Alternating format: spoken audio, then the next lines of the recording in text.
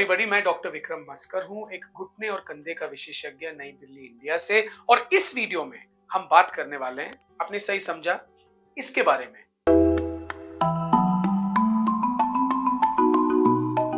ये आप देख सकते हैं, ये किसी का घुटना है, दोनों घुटने हैं। और ये घुटने कैसे लग रहे हैं? ये बिल्कुल सीधे नहीं लग रहे हैं, दोनों घुटनों के बीच में गैप है। इसको हम बोलते हैं बो लेग्स। और इस वीडियो में हम बात करने वाले हैं कई गलतफहमियां बो लेग्स के बारे में। पहले तो ये बस बच्चों में होता है, बड़ों में होता ही नहीं है, ये गलत है। बच्चों में भी होता है, बड़ों में भी होता है। बच्चों में जैसे बच्चा पैदा होता है, आप उसके घुटने देखो, वो ऐसे ही होते हैं, पर वो नॉर्मल है।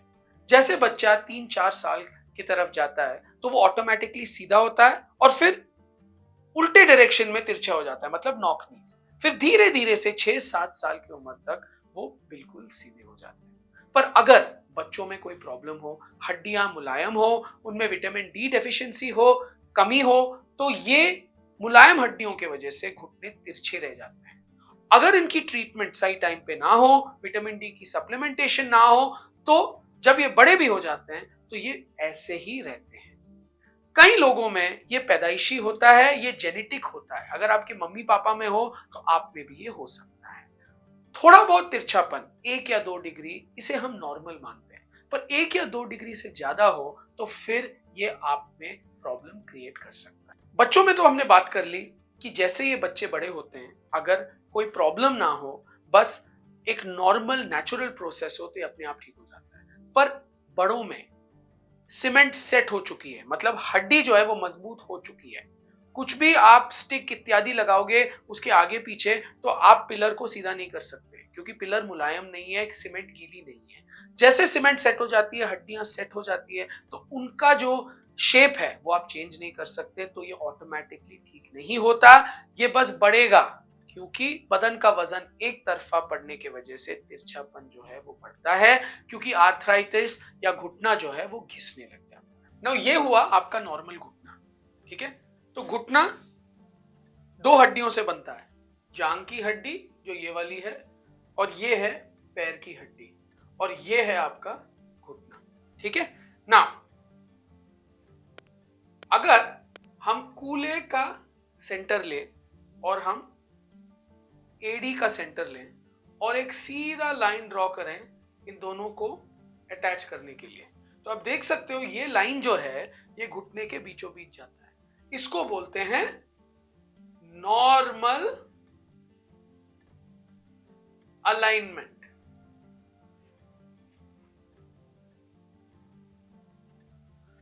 सब में ये चीज नहीं होती। उनमें क्या होती है कि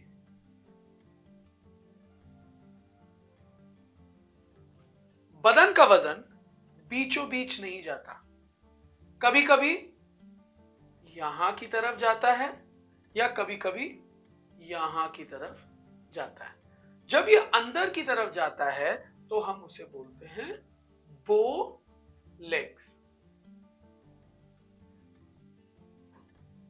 ऑलराइट, तो ये बो लेग्स जो है, ये समझिए, एक तो ये कॉस्मेटिक डिफॉर्मिटी है, मतलब ये दिखने में अच्छा नहीं लगता, पर उससे ज्यादा इंपॉर्टेंट चीज है कि एक तरफा वजन पड़ने के वजह से जो चिकनाई होती है घुटने में, जिसे हम कार्टिलेज बोलते हैं, जो घुटने के स्मूथ फंक्शनिंग के लिए, ताकि घुटना रगड़ ना खाए, उस पे जोर पड़ता है और वो धीरे धीरे से घिस सकता है और अल्टीमेटली आर्थराइटिस की प्रॉब्लम हो सकती है, दर्द हो सकती है, सूजन हो सकती है और चलने फिरने में प्रॉब्लम हो सकती है।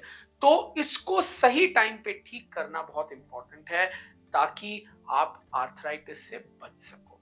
तो क्या हम सही जूते पहन के इसे ठीक कर सकते हैं? ना, आपने समझा है कि ये प्रॉब्लम घुटने में होता है और बदन का वजन जो है वो घुटने के अंदर की तरफ पड़ रहा है, तो जूतों का कोई लेना देना ही नहीं है इसके साथ। कई लोग बोलते हैं आप इंसोल लगा लो, मीडियल हील रेज लगाओ, पर उससे आप समझिए आपकी एंकल या एडी की पोजीशन चेंज नहीं होगी, तो ये एक बिल्कुल गलत फहमी है, इसका कोई मतलब नहीं है बो लेग से। तो जूते, कंफर्टेबल जूते पहनिएगा, इससे कोई उम्मीद नहीं रखिएगा कि इससे आपकी अलाइनमेंट चेंज होगी। अलाइनमेंट जो है ये एक मैन्युफैक्चरिंग प्रॉब्लम होती है और इसको सही करने का एक ही इलाज है एडल्ट्स में, वो है घुटने।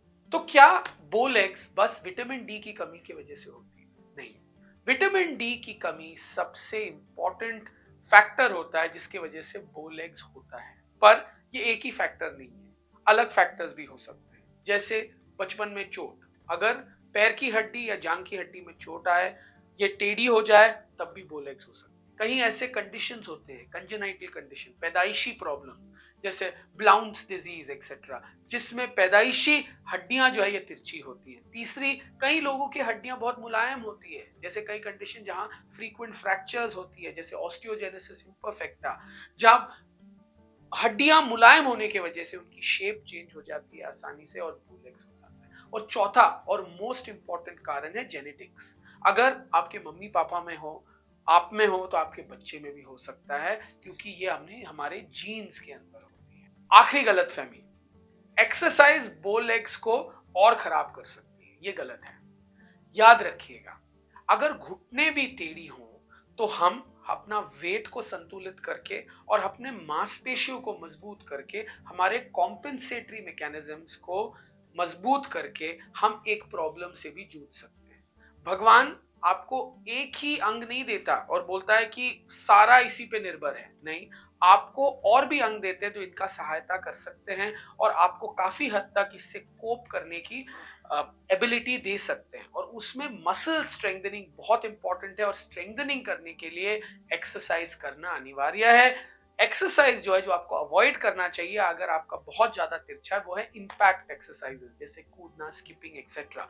पर weight training, muscle building, isometric exercises सब आप कर सकते हो ताकि मसल्स मजबूत हो जाए और अगर आर्थराइटिस भी शुरू हो रहा है तो वो उससे जूझ पाए।